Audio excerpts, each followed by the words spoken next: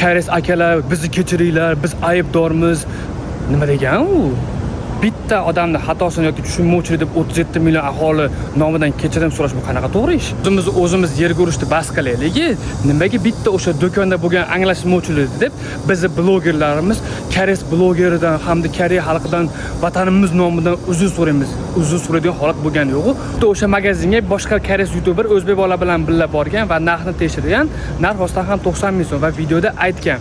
Hech kim aldigani yo'q, rostdan ham narx qimmat ekan degan, lekin koreyslar kommentda rasmiy uzrnoma so'rab bo'ldilar-ku, odamlar uzr so'rab chiqyapti-ku, aslida ham aldabdi demaslar ham skemer ekansizlar deyapti. Bilalar, xolis gaplashaylik. Rostdan biz mehmondo'st xalqmiz, ko'pchilik yaxshilik qilamiz va mehmonlarni uyimiz to'g'risiga olib chiqib o'tirgizamiz.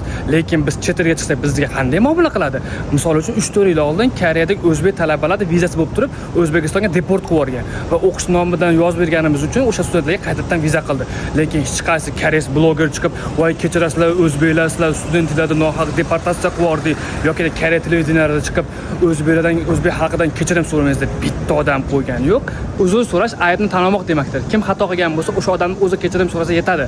Butun bir O'zbekiston xalqi nomidan boshqa xalqdan kechirim so'rashda bas qilinglar.